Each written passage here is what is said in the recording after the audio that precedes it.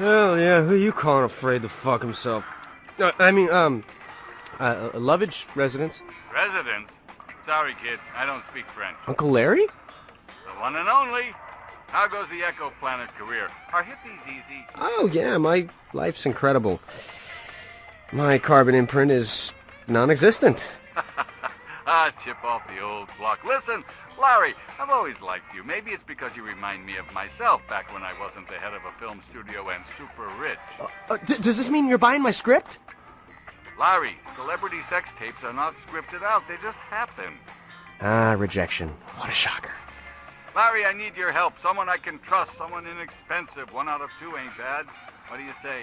It'd mean a lot to me. What, is it drugs? I mean, I know a guy, but he likes to break my thumbs, even though I've never even bought anything. Larry, I don't trust the phones. Is there any way you could fly out here, for old time's sake? What old times? Heads up, Stinky. We're going to Tinselwood.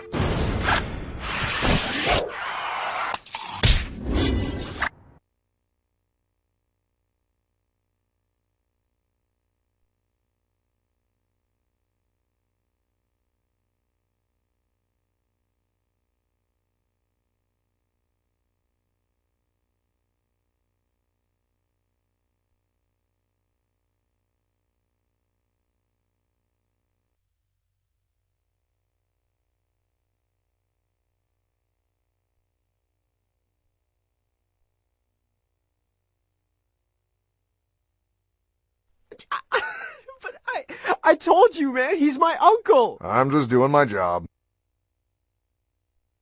Now, come on, Larry. Quit clowning around. Get in here. He tasered me. Be glad they didn't get to the cavity search. How did you get here so quickly? Well, my trailer park's just 3 blocks away. Well, I'm glad you could spare the time. Here, let me show you around.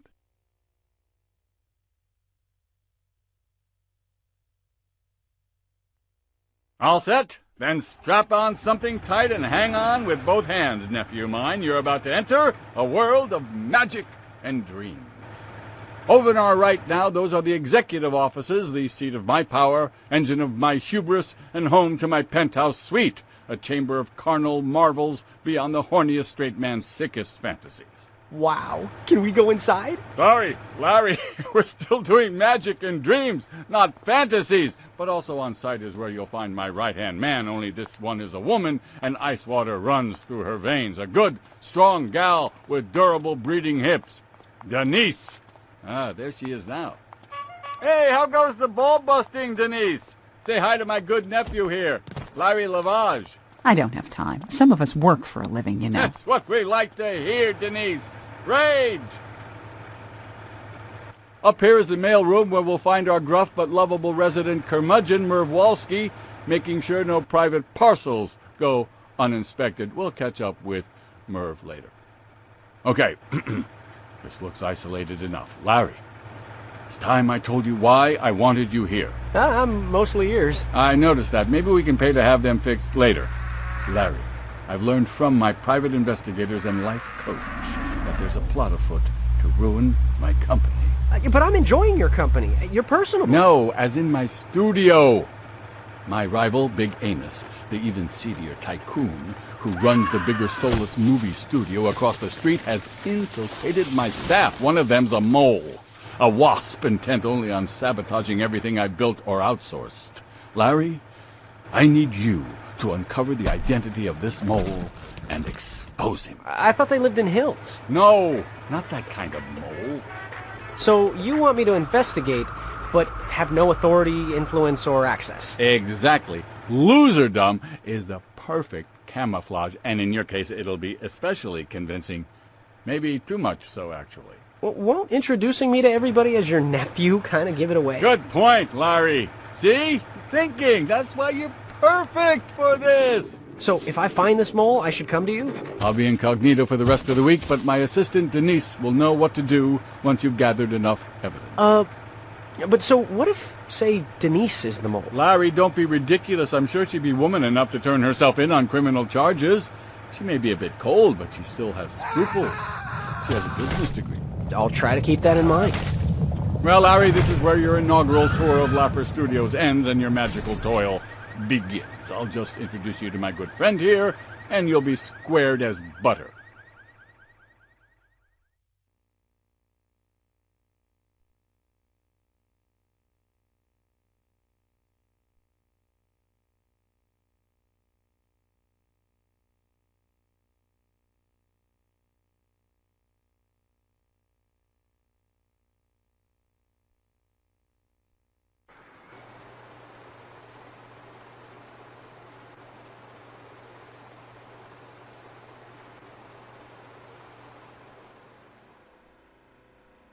Who's the newbie? He doesn't look union. Larry, this is my dearest friend in the whole world, Ebenezer Weatherby. My name's Al Jones. I'm promoting you to being in charge of Larry, you know, showing him the apron strings, the whole 9 inches. Can't wait. Oh, that's the spirit! Treat Larry as you would me. Larry, congratulations and welcome aboard the media conglomerate. Which office is mine? You don't get an office, asswipe. You're not going to be doing much sitting around here. Now sit down and let's go over the 3 golden rules of your new existence. Rule number 1. It's Mr. Al to you. Really? Rule number 2. You do everything I say, no matter how disgusting or illegal. How illegal? Rule number 3. I don't give a shit whose nephew you are. Around here, we work our asses to the bone. And trust me, it's got bones. Any questions on the first 3 rules so far? Yeah. Where the honey's at? Broads? Come with me, Romeo. Oh, in my sleep. Hey, by the way, is that loud? This one's probably more lifelike than the ones you're used to. What we get to do now, and by we I mean you, is scrape this thing so clean it sparkles like a firefly's doohickey. Think you can handle that?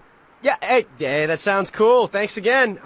Lunch later if you're interested. I was thinking maybe Japanese. No? Yeah.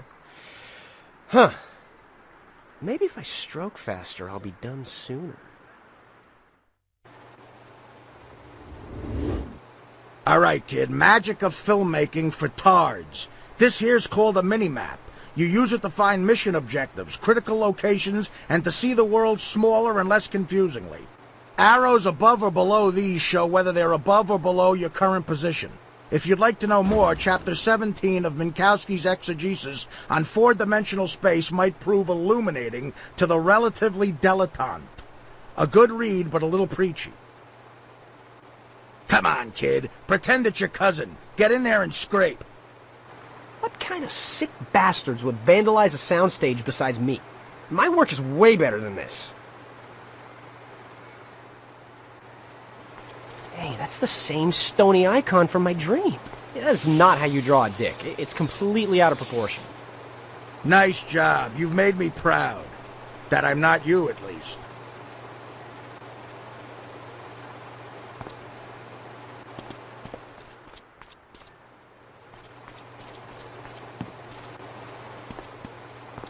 Graffiti. One man's art is another man's restroom entertainment. All right, Larry, you've conquered all ground-level grime. Congrats. Now scurry up that ladder and keep at it. That shit ain't gonna clean itself, or we would have hired it instead of your sorry ass.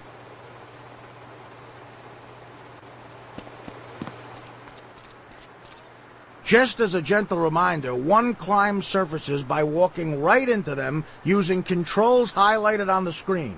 It's simple. Gravity 101. Right, yeah, a ladder. See, I'd never thought of using that.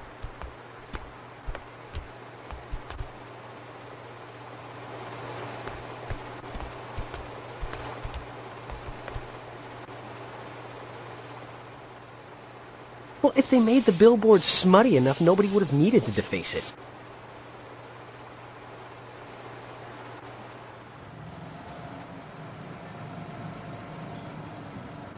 Call this graffiti? I've seen bigger dicks in the mirror.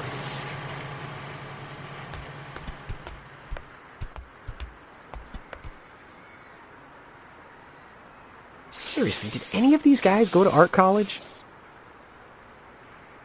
Right, this requires a jump. Well, not a problem. I can do these in my sleep.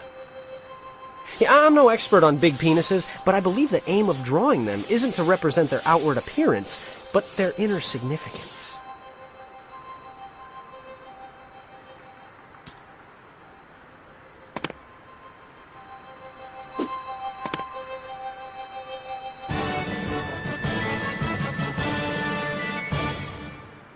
I wonder if I can sit on this.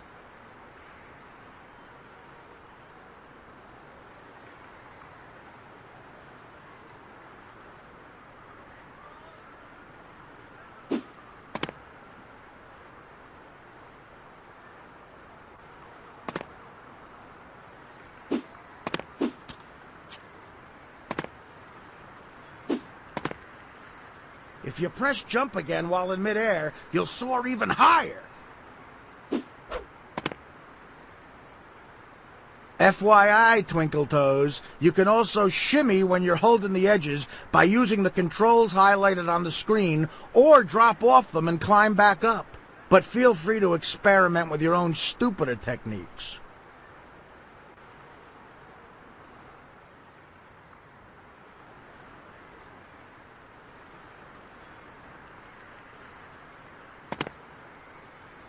I wonder what being a graffiti model pays. It sounds like a dream gig.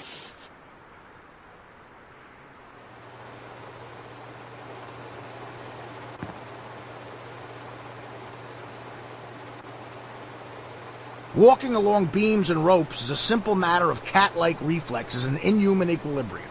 Good balance, according to many great athletes, is a key to not falling, just as counterbalance is key to not rising, according to many lesser athletes.